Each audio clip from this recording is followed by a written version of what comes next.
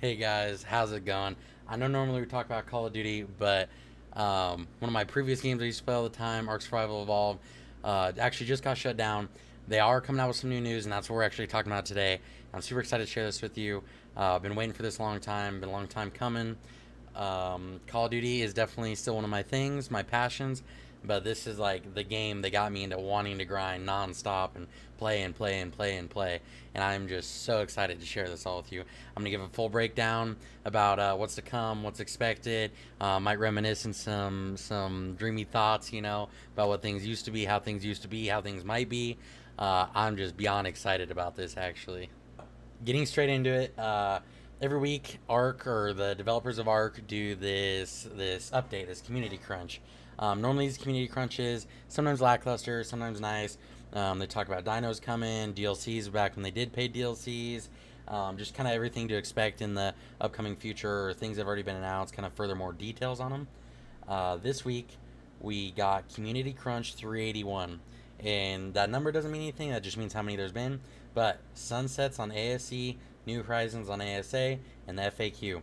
So ASE, ARK Survival Evolved, is the predecessor, the game that I beloved, fell in love with, clocked like 2,800 hours on, something like that. ASA is ARK Survival Ascended, what we can expect in the future. And obviously, FAQ is frequently asked questions. It goes over some things. This cover picture you're looking at here, the Shastasaurus, one of the creatures that won the community vote a while back. Took a while to get done, so that's why it's significant here. They finally got it done. It has some really cool abilities. Can put like crazy saddle on it, torpedoes. Can make like a submarine basically. And I know everybody's like, well, they just shut down the game. Like, what was the point of this? So they did these community votes to add creatures to the remaster, and we'll go over why they're doing the remaster and everything. So it's just cool to see this dino actually maybe getting into the stages of fruition. Like, can actually maybe see it when the game comes out, or maybe not right away, but shortly after. Getting into the Q&A though, this is the bread and butter. This is the information that matters. This is what we're here for, right?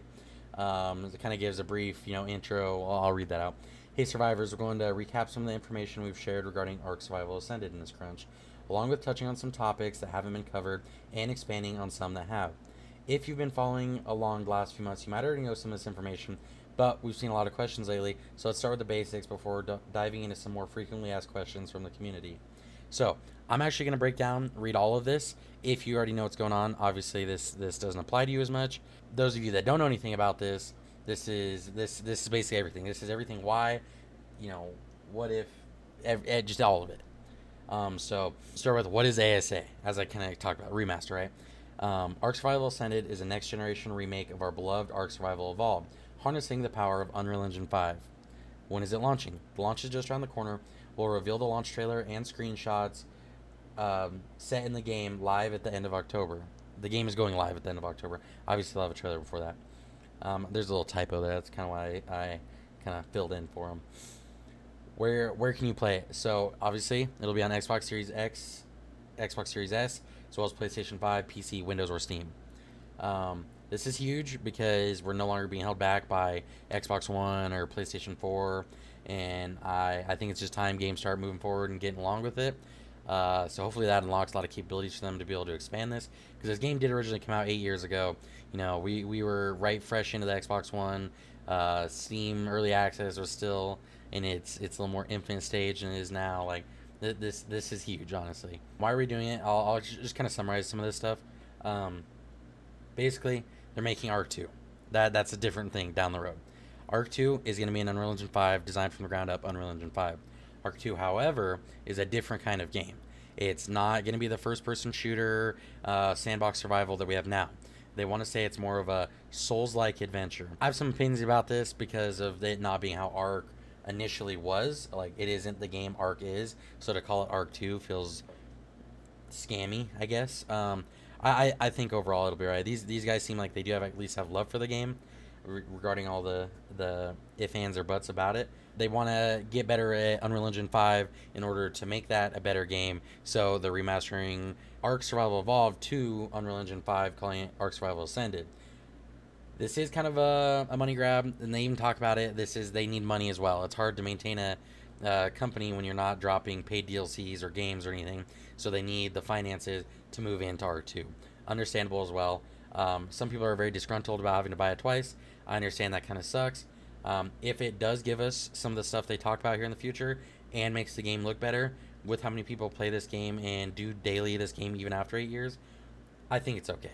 I I obviously don't want to just pay into the money hungriness of it, but I think we'll be okay. I think this is still going to have a lot to offer for us, a lot to make it worth buying. They talk about some stuff down here below that'll further concrete that point. But like I said, basically they need to get better at their skills with Unreal Engine 5 because it has a lot to offer versus Unreal Engine 4, as well as they need the cash advance basically. So they talk in there, and when I was saying learning Unreal Engine 5, and that's what this next point's about. How are you leveraging new technology? This one I'll kind of read because it's bulleted point, so I think everything is fairly important here. Another question could result in quite a mouthful of response, so we'll try to keep it simple. Here's what will be coming with ASA. ARK's code base has been rewritten and its network recreated by hand to take full advantage of Unreal Engine 5, including its Lumen and Nanite systems. This will be huge in the sense of textures, in the sense of how things look at range, how things look as they render in, obviously.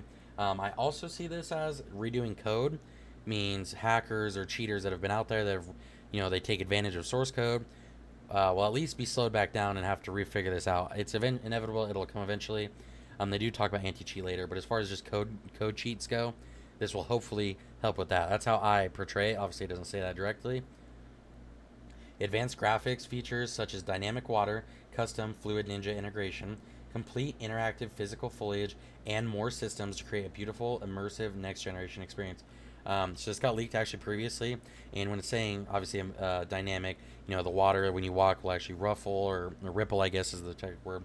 Foliage will ripple, and the branches will bend basically, and we don't really have that now. Now it's kind of just a clunky little. You walk through it and you kind of just pixel peak basically. So this will be really cool in the sense of adding more in-depth realism to the game. Obviously, it's not a realistic game, but you know what I mean. Make you feel more immersed. Cross-platform modding. We're working with Overwolf to provide an industry-first cross-platform modding experience where mods created on PC are delivered directly to your consoles from a custom modding backend and in-game user mod browser. The modding capability for creators includes using the full power of Unreal Engine 5, including Blueprint, to create anything, any kind of new content or gameplay within ARK. Obviously, I don't know a lot about mods. I don't know a lot about everything. I did take hiatus from ARK, so I don't want to make it sound like I know everything. Overwolf is the company that does a lot of Minecraft mods, mod packages that a lot of people like. It is a very big name in the modding sense.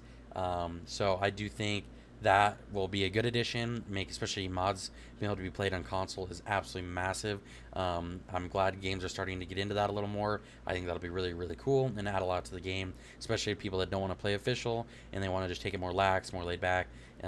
Play like the interesting, cool, crazy creature mods or map mods. So I think that'll be overall fantastic addition. Full cross-platform multiplayer. We'll talk about that more here in a sec because they do have more of a breakdown. That is insane though. Biggest thing with ARK is dwindling server numbers because PlayStation has its own, console has its own, Windows has its own, and Steam has its own. So full cross-platform is absolutely insane for the health and longevity of the game to make it maybe even last another 8 years or whatever it be. I think this is absolutely huge. Honestly, should have been worked on a long time ago, but better late than never. I am thrilled for this. This makes me so excited. Especially I used to play on Xbox. That's where a lot of my hours came from. And then moving to PC, obviously I couldn't play with a lot of my previous console friends. So I think this will alleviate that and allow me to play with some of my old buddies, my old grinders like I used to. And I think that'll just bring so much more joy and enthusiasm into the game again than what I've already had. And who knows, maybe I can put in another 2,800 hours. New content, quality of life improvements, balance, and gameplay changes, including but not limited to, which is important to pay attention to. Over time, we'll be releasing 11 brand new creatures, more than any previous DLC expansions, new minimap systems, pan, zoom, and pings, new structures, display cases, smaller tech teleporters, building pieces, and major building system overhaul, new gameplay items, dynamic navigation, mesh, and creature pathfinding overhaul, AI pathfinding, total UI revamp, photo mode, new camera systems for players and dinos with the option to revert to old systems, new player character assets with revamped and improved customization, gamepad virtual cursor UI input system, New Dino Manager system, view real-time status and track locations of all your creatures at will through one unified menu, and much more. A key thing to remember is that ARK Survival Ascended will include all its previously released DLCs and maps in its remastered form, and will have its own content roadmap. This will include new story content for the game, its own gameplay and quality of life changes, new DLC, seasonal events, and more. Some things we're not quite ready to talk about yet. So let's unpack that a little. Um, so you see 11 brand new creatures. You're like, oh, it's a full remaster. I'm buying the game. Only 11. Like it just said there at the end, this has everything that has came out in the last 8 years in the game. Obviously, it'll be tapered out. They have to remaster each map and bring it out, but it'll have everything. And there's already a massive amount of dinos in this game, and then they're adding 11 more. Adding most DLCs, I'm pretty sure like 2. And usually, if you had more than even that, it was one was kind of one was really good. So 11 is crazy. I do believe they plan on adding more. I'm not exactly sure on that, but from the community votes, that's what I've kind of understood. The mini map system is fantastic because the map we have right now is like cool that you pull it out and it's in an actual book, but the pinging system's terrible. You have to know hotkeys. There is no there's obviously it's a survival game, but no even tutorial on it. Like no simple button press. Like kind of clunky. So I think this will be a fantastic feature as well because you do use the map a lot more than you think. Especially when you're like rotating maps, trying to give coordinates, stuff like that. So I think this is honestly a significant change. New structures, which is always good. Display cases, smaller tech teleporters, building pieces. Building pieces always add more, could always change the meta. Every piece changes metas. Tech teleporters obviously is tech, so that's already a crazy thing. Smaller, I take that as, individual player teleporters versus the entire dino pad that they have now. Display cases obviously is kind of an aesthetic thing. Hopefully more. On top of that, obviously they said building pieces. That's pretty open-ended. Major building system overhaul. I honestly think the ARK building system is not the worst thing I've ever seen, but improvement is always good. With snap points and stuff specifically, I really hope they looked at. That'll be fantastic. UI revamp. Actually, old ARK used to have a really old clunky revamp or UI, and now has a much smoother, or had a much smoother one. So any improvement on that, I think, will be great as long as it is good improvement. As long as they don't just tank the system, fully build it from scratch, I think is honestly the worst thing. Hopefully they have somebody that knows what they're doing. UI really makes or breaks a game. People think of it such a small thing, but if it feels clunky and super hard to use, people are going to be less motivated to use it. Photo mode, I'd assume that's like taking selfies or in-game screenshots, things like that in the game. That's how I take that instead of a Steam screenshot. So I think that could be neat. That's cool. Adds more to the artistic side of things. New camera systems for players and dinos with the option to revert to old systems. I think it's super cool. I take that as how you ride dinos, how you go in first person, third person. A lot of people use the K key, which is like a weird camera orientation that lets you clip through walls and stuff. Maybe even fixing that so they have to kind of go in more blind and keeps the more like raid defense mechanism aspect more level, I guess. So I think that's really cool if that's the case, and the option to revert to old systems, especially how you ride a dino. They'll change like the look of the camera, but give you the option to go to old. I think it's good to always keep things, allow people to use a system they liked more or try a new system. I always think is a fantastic ability. Player character assets and revamped and improved customization. Huge, because I'm gonna be honest, the character asset on ARK, terrible. They look horrible. Your hair grows too quick. It looks like crap. It hangs out through the helmet when you wear a helmet. It just looks bad. And even if you spend 2 hours in the character customization, you're never going to want to make a character that looks that good. They simply just don't look good right now. So I think this could be huge in creating a more unique character. Because, a lot of people, once they play their character, they live with it for a long time. So I think that could be super, super good. The Dino Manager system is crazy. View the real-time status and track locations of creatures is crazy because they have like a transponder node, like so you can track your creatures, but it was like beep beep beep, like you got to go look for them using the sounds, like so to actually have it just track them and show you I'm assuming your UI or maybe even a coordinate is crazy because it basically irrelevant makes that transponder useless, which nobody used anyways. And a big part is like sometimes you do lose dinos, like if you get killed off a dino, or like say you're raiding a server and then you're trying to go back and like sometimes maybe a dino was in a crevice that you left it at that you forgot about, like so I think this is huge as well. Interesting that they're just going for it and getting rid of the transponder and all that. But I do think overall is good. Just I don't feel like it adds any unfairness to the game. I think it literally just helps people. Will there be a pre-order? They don't plan on doing a pre-order, which I think is good. It's an early access game again. I know it's technically not now and it's going early access again. It's its whole own thing. But I think pre-orders for a game like this are just unnecessary. They haven't released any trailers, they haven't released anything, and I think that's unfair to let people be baited into money and then the game possibly be terrible when it comes out. So I think just going the sense of you can buy it when it's out, super good. I think that's fine. No preloading, which is fine because then everybody, when the game comes out, everybody has to download it. So levels it out a little more in that sense, like download times, all that. Um, so the big thing, crossplay. How does that work? They are doing a 3-phase system. They're doing this to help things on the back end, on their end, being less complicated. And we'll talk about that more in a sec. But basically, it's just easier. And I think, honestly, after reading this prior to this video, way better for everybody involved. I think this is a fantastic idea, honestly. Okay, phase 1, launch, time frame, October. Crossplay will be enabled for Xbox Series XS, Windows PC, and PlayStation 5. It will not work for Steam at launch. Okay, and a lot of people are like, well, what the hell? Like, I only play games on Steam. I'm still gonna buy it on Steam. Like I said, I still want to play with my Xbox friends, but I think what their reasoning here is fantastic. So let's get into that. Why? Frankly, when we launch the game, we'll have to patch a lot because you're going to find things we missed or break the game in ways we never identified. And we'd prefer to be able to patch the Steam platform very quickly to resolve these issues. Once the game has passed through the launch hurdles, has entered a more stable state, certifying builds on other platforms will be much quicker, and so at that point we'll look into fully enabling crossplay. We'll split official servers between the respective crossplay platforms. We also intend to host some servers that are crossplay only between Xbox Series XS and PlayStation 5 to keep our PC master race folks, namely, so you stop asking about it on Twitter. Fair. Everybody always like, I get rid of crossplay, like PC players ruin everything. I think this is cool.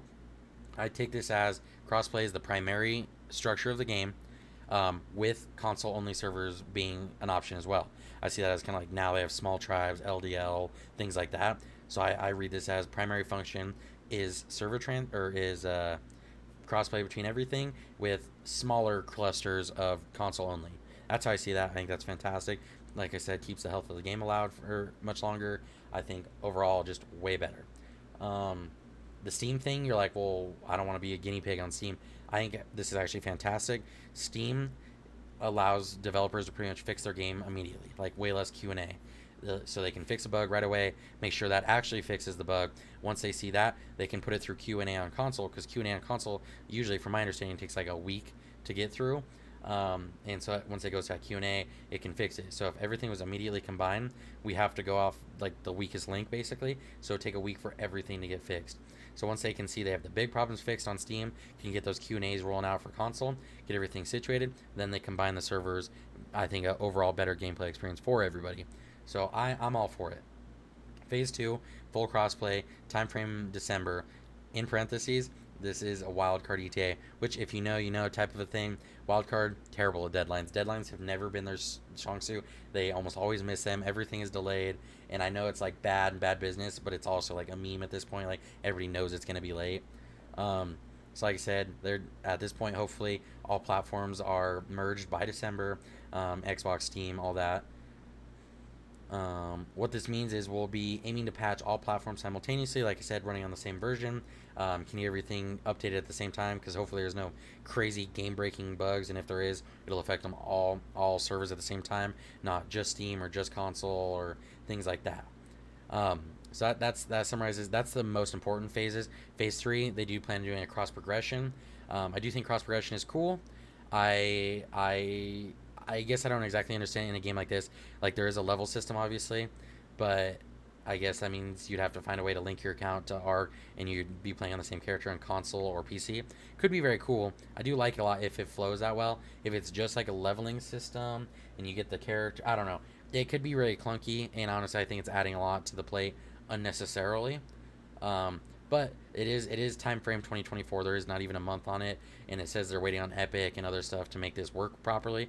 So the fact that it's not like something I'm waiting for the game to launch for, I'm okay with it. It's fine. They changed something, like I said, using the engine Unreal Engine 5. I don't know exactly what this specifically means, like in scientific terms, but they do tell us what changes have been made to the server.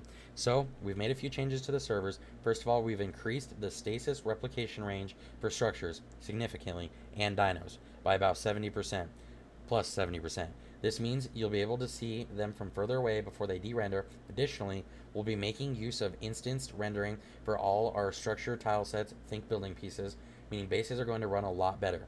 At the moment, we're still keeping the servers capped to 70 players. With a lot of other changes we've made, we've had to take some trade-offs, and right now, the tech nor hardware isn't quite there yet to increase the slot cap much higher. We'll be evaluating this over time, and see whether we can increase it as further engine upgrades and optimizations come through, either via Epic or us. Of course, player-run official servers can increase to 100 plus players, and that is highly viable if they reduce the stasis replication range or lower maximum dino counts. So basically, big laggy bases will hopefully be less laggy, because that's the biggest thing in ARK right now, it being so old and outdated. They do talk about some stuff here in this next section about caves and stuff, so maybe we'll be migrating back to bases outside, unlike it is now, where the meta is to build inside. So I think overall this will just make the whole quality of the game play and run and look smoother. Here, I'll just read this through because it's all kind of big too. What content changes have been made for day one? Caves, rafts, cryopods, tech, giant squirrels. This is a hot topic, and we wanted to clarify our intentions, but we wouldn't be surprised if some things have slipped through the cracks. Generally, we intend to release content based on the map it launched with. It doesn't matter when it launched. For example, the rafts will be available on day one, and I don't even know what this is, Raniagnatha on the island. However, tech creature variants and cryopods will not be available. We have done a pass on caves with some balance adjustments to choke points and improve the cave's internal appearance. We were hesitant to make dramatic changes to the cave balance as, while the meta on ASE had flaws, we didn't feel a complete overhaul was wise. Between these changes and other adjustments throughout the game, we expect to see some shifts in the meta players create. We plan to monitor the impact of these moving parts in the hands of thousands of players and pivot as needed post-launch. Honestly, there are a fair number of changes on the gameplay side. Overhauled building, like we talked about earlier, disabled leveling of movement speed on creatures and players on official network. Crazy because of the trolls and stuff with high movement speed and everything. So I think this honestly is a good change. I think just mellowing everybody out. It'll make surviving a little harder because you cannot run everything, but I think overall great addition. Let's see here. Unofficials can change the during the configuration. So if they want movement speed, obviously they can fix it. They're basically making a joke here. We see the conversations. We already did it a while back. Breeding changes. This sounds scary. I agree because a lot of people take their breeding very seriously. Without exactly understanding even fully breeding now, because it's just so much, it will be very similar in a sense of how things are now. They're going to buff and nerf some stats.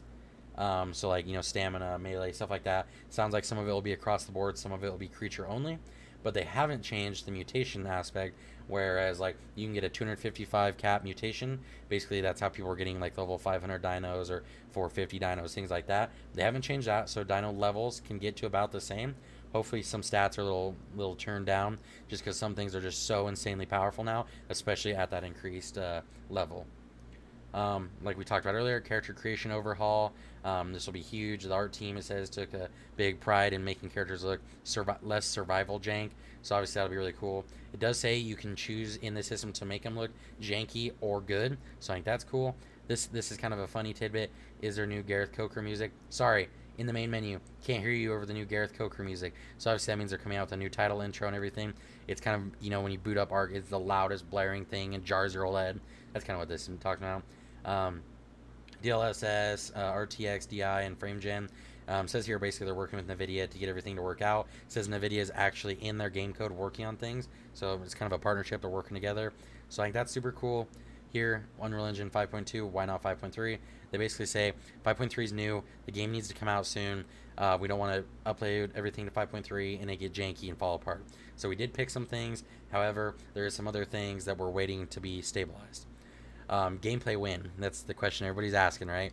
It says you'll 100% be able to see gameplay via trailer and screenshots before you purchase the game in October. Not getting any more specific than that. Twitter and everything's been blown up with this about all this stuff, so I think honestly that's fair.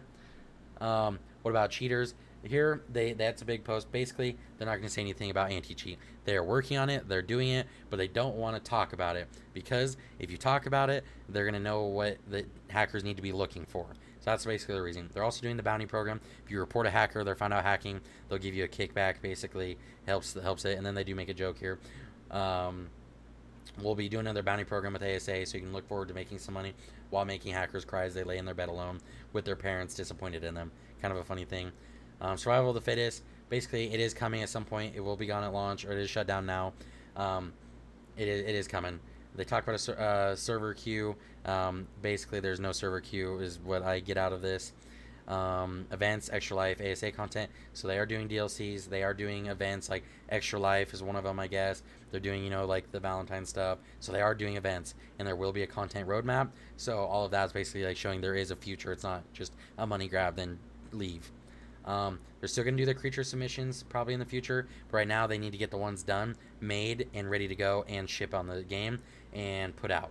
Um, they've been very quiet about the development process last year. A lot of people didn't like, but basically they're saying we just all steam ahead getting it done. Once it's out, they're going to be a lot more vocal. So that summarizes the whole thing. I think all of this is massive. All of this is huge. I've been breaking it down on my Twitter and stuff, of course, but this is the straight up meat and potatoes of it, and I think this will be a fantastic update. I think this will fix a lot of things, make the game look better, make it more playable, at least give it a second win for a while for the people that do only play this game nonstop. Like, everything I feel like is a positive. I don't feel any negatives, even with the fact of having to buy the game, possibly buy DLCs again as well. I understand that, but giving them money to keep working on this as well as ARK 2, even though ARK 2 is not my thing, allowing them to make their vision, I'm overall I'm with all of it. I'm for all of it. I'm excited for all of it. I can't wait for the future of ARK and everything ARK has to offer.